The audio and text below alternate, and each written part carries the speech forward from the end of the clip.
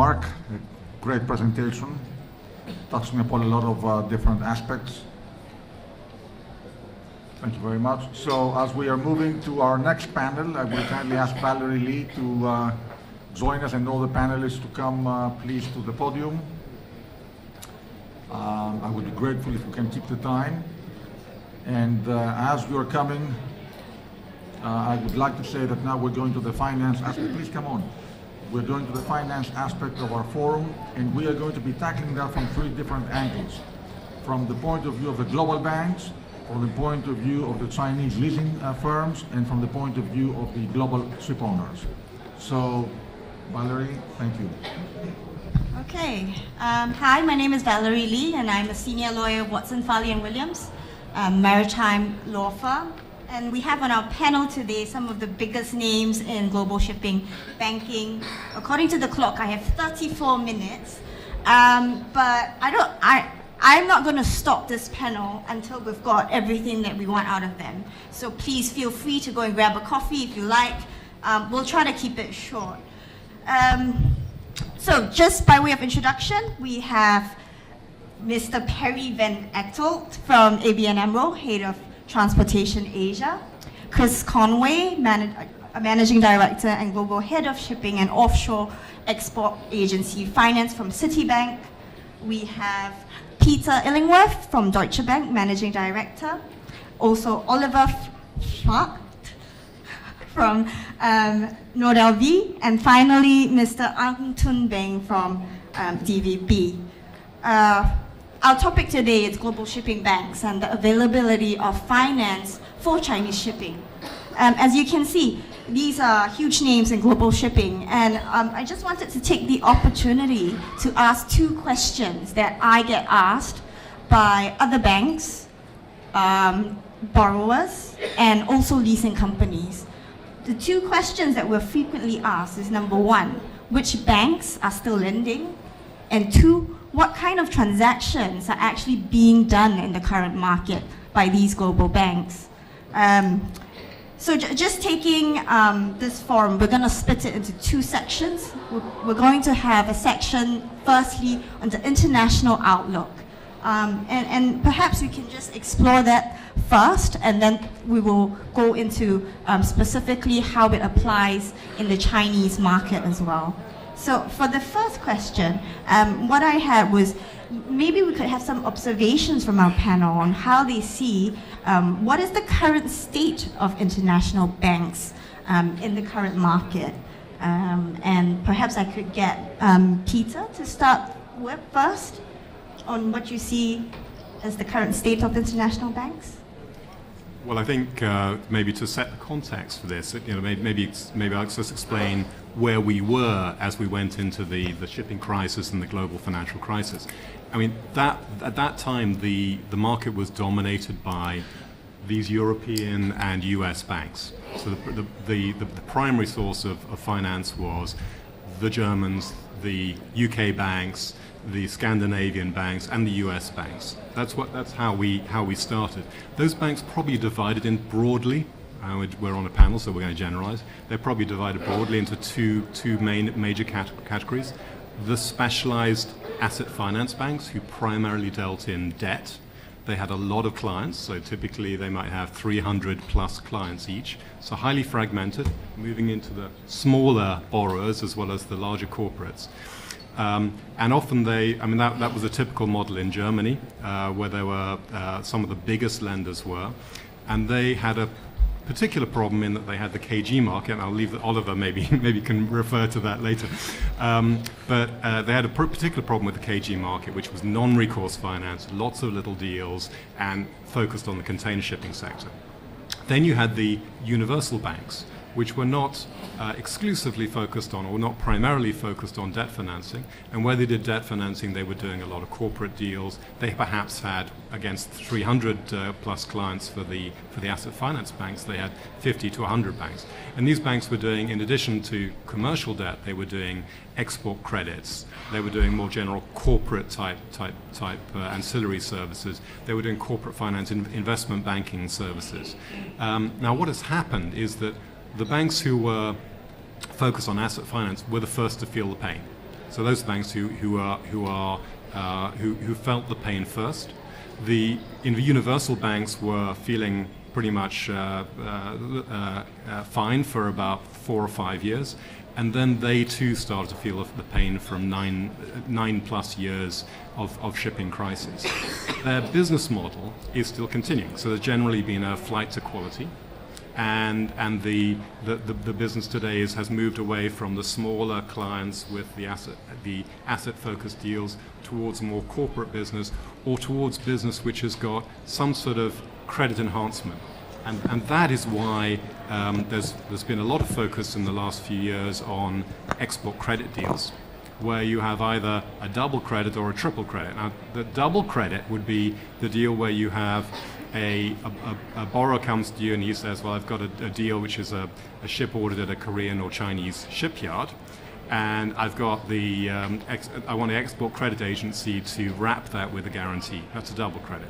A triple credit is a typical Chinese lessor deal, where you have typically it's a liner company. Very often it's a liner company with a ship at a Korean or Chinese yard, with the support of an export credit agency, but it's also got a form of recourse to the Chinese lessor, which are often very strong entities, through a standby charter or a putback. Now, these are much stronger deals than the old deals we were doing 10 years ago, and that's the type of business, because there's a lot of it available, or at least enough available for the capacity which we have available. This is the sort of business we're doing. We're doing some of the asset finance deals, but where we're doing those deals, we're doing them with lower leverage, higher prices, tougher terms and conditions, often shorter tenors, but we've strengthened those deals. Hey, thanks. Oliver, would you like to add on? If I can add and take the same question from a different viewpoint, I took a closer look at the Q1 figures provided by D-Logic. You know, all D-Logic collecting the amounts of syndicated loans and club deals provided by the maritime industry, finance industry. And if you look at these Q1 figures, you would find 3 major topics. First, the amount of finance provided by the banks has almost halved compared to first quarter 2016. So we are back amount-wise, level-wise. We are back to a situation where we have been post-crisis in 2009, 2010 at those levels. Secondly, you will hardly find any of the traditional ship financiers in the league tables. So there's no DMNO, there's no Nordea, none of the usual suspects, but there are these, what I would call the non-traditional banks and financial institutions, obviously having committed to this industry. And thirdly, when you then take again a closer look at those figures, you will see that particularly some of the bigger transactions displayed there, they are not ship finance in a sense we talk about, but these are more sort of marine finances related to port logistics and so on. So my view currently is that the market has muted to a huge extent. Traditional banks are keeping their powder dry, waiting, whatever, doing different things, and I expect for the year a recovery, but we would not be able to reach last year's or years before's levels this year anymore. So I think those comments just indicate that contrary to there not being available any funding, it's just that we are seeing a shift away from what we would consider traditional asset finance. We as a law firm do quite a lot of deals with the additional credit support, as Peter had mentioned. And perhaps I can also just direct, maybe have Christopher Conway from Citibank to talk about his area of specialization, export credit. Yes, thanks, Valerie. I mean, I would just follow on from the 2 previous comments that the level of finance that has taken place in the first quarter of this year is the lowest that it's been in the last 12 years. And it was mentioned that the availability of the financing that's been made available has been not directly for ship finance, and that's because there have been very, very few orders at the yards, particularly in, which would then require new building finance, whether it's export agency finance supported or otherwise. I think the reason for that is that portfolios in general have deteriorated over time through a combination of the imbalance that has been in place in various subsegments, such as the dry bulk, and to more latterly, formerly LNG, that's less so today, and more latterly in the crude oil tanker space. And that imbalance has the capacity to change very quickly, but its impact on portfolios within banks has taken time to really be felt. Now, the negative impact, it gets felt through more severe or more adverse classification of portfolios. That leads to lower returns on portfolios, which in turn leads to greater senior level scrutiny, and therefore with that greater scrutiny you get restrictions on the additions to these portfolios for both credit portfolio quality concerns and return concerns. And that same concern is mirrored at the export agencies.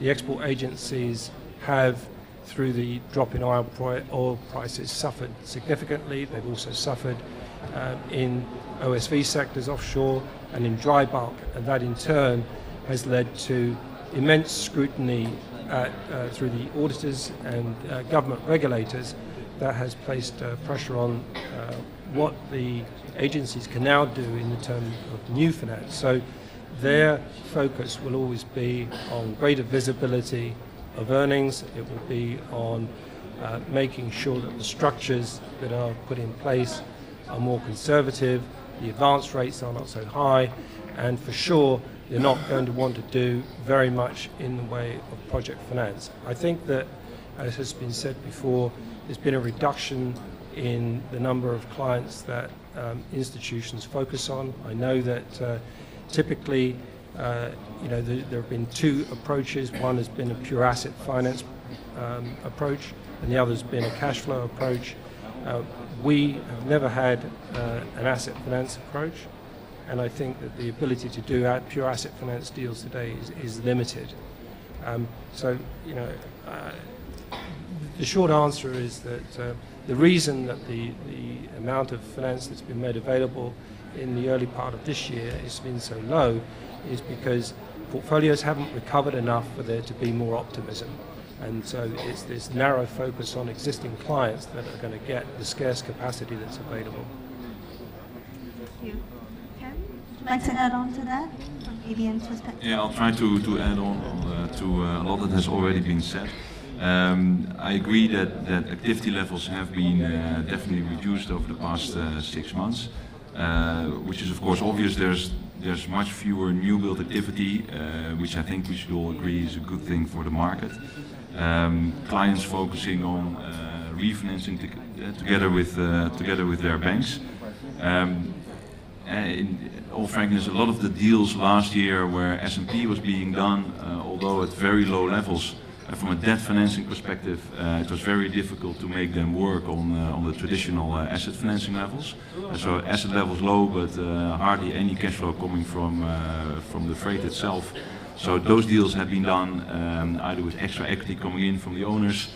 Private equity has still been quite active, and also quite a number of initiatives in second lien financing to make these deals happen. We take very much a client's focus, so indeed the structure will follow the client, depending on whether you have long time charters with it. If it's new building with ECA, structures will follow.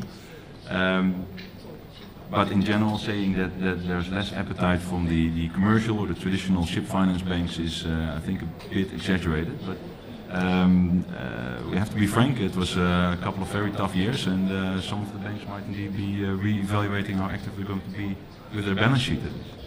Yep, thank you. So In summary, I think what we are looking at is basically hopefully just highlighting how things have changed somewhat. Criteria have been modified. We see that in terms of the number of transactions that get done. But as pointed out by Oliver, the amounts are actually still quite high. Just in relation to that, another form of, I think, participating in financings and ensuring the continuity of existing financings will be via the secondary market. Peter, you had some thoughts on those issues as well. Well, I think that the secondary market, I think when banks are selling loan assets, generally they are not being sold at a premium. Right, so that's my way of saying that they're generally sold at a discount.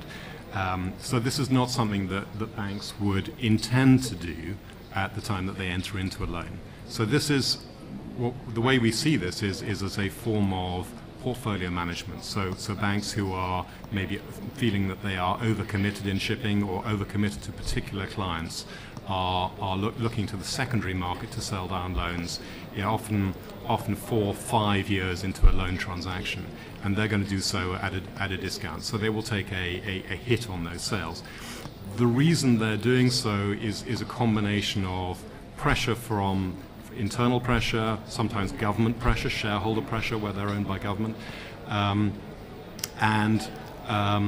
also regulatory pressure, in particular some of the metrics which are being used, including RWA, where deals which are considered to be higher risk, maybe because the loan to value has increased or because the rating of the counterparty has reduced, these are bearing higher equity costs, and the banks are looking to reduce their overall equity cost on their portfolio. So we're seeing those sort of transactions. I think where it's interesting is because many banks are also picking up these loans. Obviously, you need a buyer as well as a seller. This secondary business is actually in competition with primary business. So if you have the same names in the market trying to raise primary, but they're bankers from 4 or 5 years ago are trying to sell assets in secondary, and the yield is higher on the secondary assets, which would you choose? That's a rhetorical question, I think. Perry, did you want to add, or is that in line with what you think? No, I agree that there's quite a bit of activity in the secondary market. From our perspective, as I just said, we would definitely look at the client. So if there's deals in the market that would enhance our relationship, or it helps the client actually in taking over a credit from another financial institution that is taking more of a passive or an exit approach, we're more than happy to look at that. But more from a client and a relationship angle than from a credit trading perspective. And so I think that gives us a flavor of what the international global shipping banks are facing, the things that they're looking at, actually the various options that are available to them when considering whether or not to provide financing for new financing.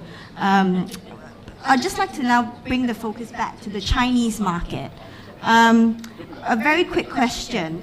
In terms of your criteria, your lending criteria to borrowers which are based in China, is there a difference? Is there anything that you can identify as being unique to lending to such clients? If I could ask Toon Beng of DVB to give us his thoughts. Yeah, sure. Good morning, everyone. And first of all, thanks Capital Link for this invite to be able to come and share our views and our business.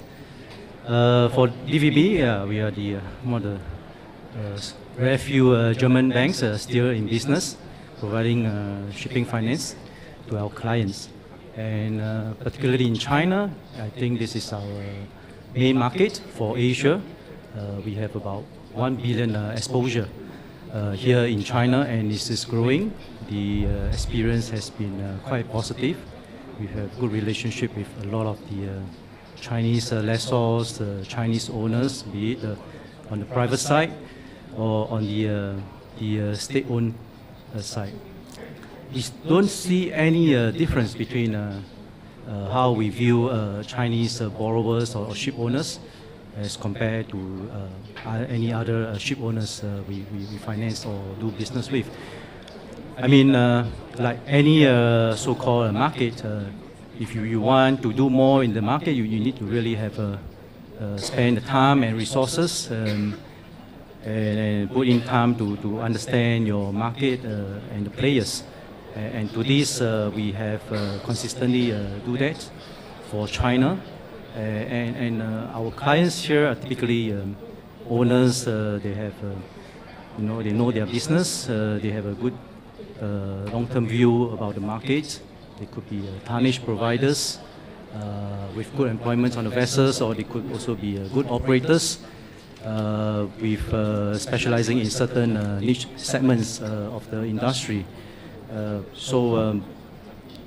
Just in short, I don't think that there's any much difference. Of course, being able to speak the language, to understand the culture, this is a plus point, but I don't think that will be any difference if you view this borrower from the different region as well. Thanks to Beng. Perry, you have a similar approach in thinking behind that? Yeah, I think it's very much in what Toon Beng said, is that there's no specific additional requirements for financing into the Chinese market. We're very much open for that market, and I think that the top tier names are very well serviced by the international banks. But definitely there's also a second layer of shipping companies, and if they, like any other market, have the right commercial strategy, a good track record, the right governance, and a sizable modern fleet to finance, then I think there will be good appetite from the international way. Sure. So we have been following up and still follow up this market for more than 10 years now. What we particularly like is the situation that most of the leasing companies are subsidiaries of Chinese banks, so backed by these Chinese banks, which gives us a sort of strong mitigant in the overall package of a transaction. And although this is in the end a sort of financial institution style of obligor, we don't consider this as being a business which is allocated to financial institutions group. So this is still then within ship finance, but we particularly like this strong element. One thing is important for us, that within the overall structure, that there are also elements which don't go back to Chinese interests only. So my colleagues have figured out, for example, long-term charters. So we would like to see within a transaction long-term charters with others than Chinese counterparties. So this would be one of the key requirements from our credit.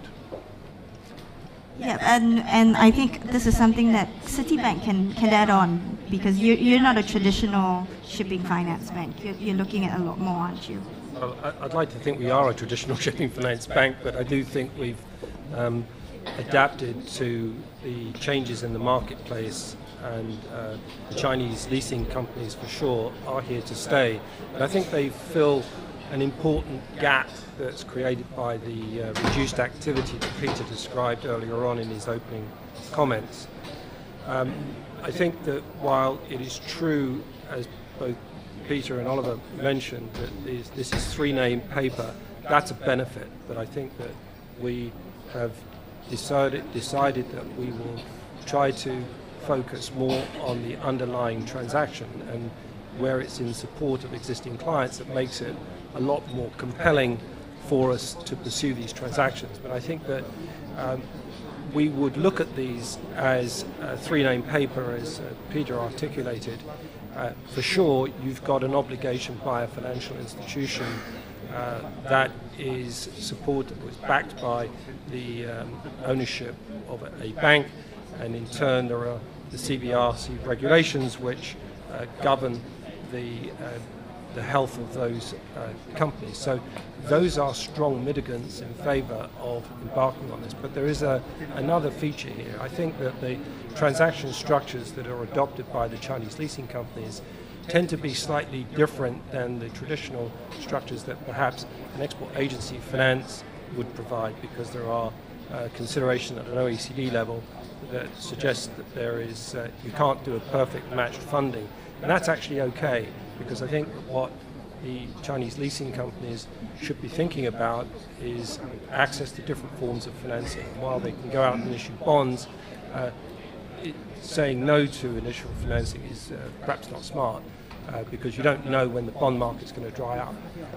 Export agency financing can be matched with the Chinese leasing companies for new built tonnage, and I think it provides a very interesting complement to existing forms of traditional finance. So I've had the good fortune to walk the streets of Shanghai together with Toon Beng in my previous employment, and I think 10 years ago I was thinking that this market would be the next Greece. I saw a lot of entrepreneurial companies coming out of China, sort of building up their own businesses. But actually, since then, the shipping crisis came. Some of the promising-looking companies basically quietened down, or some of them went out of business. And I find that we are also focusing on the Chinese leasing houses. And the Chinese leasing houses, I find, extremely professional, entrepreneurial, well-run businesses. And that's a pleasure to work with. But I'm lacking that kind of entrepreneurial, the privately owned companies, and I'm hoping that China will still spawn a shipping universe like Athens has. Unless there was any other comments. Given that we're holding this conference in Shanghai and in China, there are lots of local players as well in this market. I wonder if anybody has a question or anything that you would like to take the opportunity to ask our panelists. We have all 5 before us right now. Any questions? Okay, in that case, maybe I can just round up by asking, what would you like to see as happening in the near future to enable you to take advantage of the growth that is in China and that which is stimulated by China?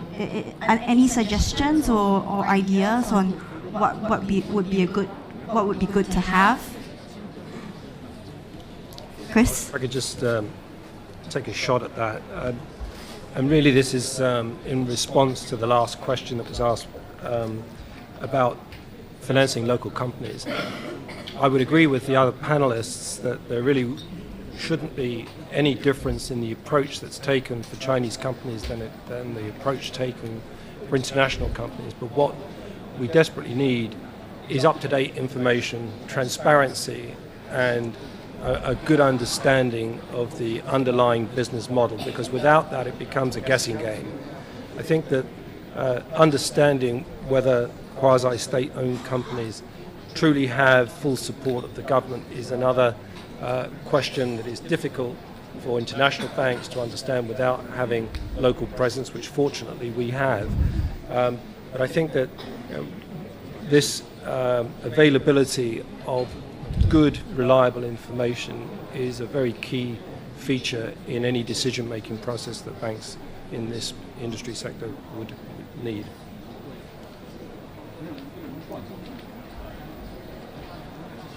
I believe there's nothing to add because this has proven to become standard in international ship finance, and I would assume without guessing too much that every one of us has burned his fingers already in his career on lack in transparency, and insufficient information, to cover risks and to mitigate risks. So nothing to add from this. It's also nothing, I would say, very special, very particular, but this is a requirement, a precondition for receiving commitments. Yeah.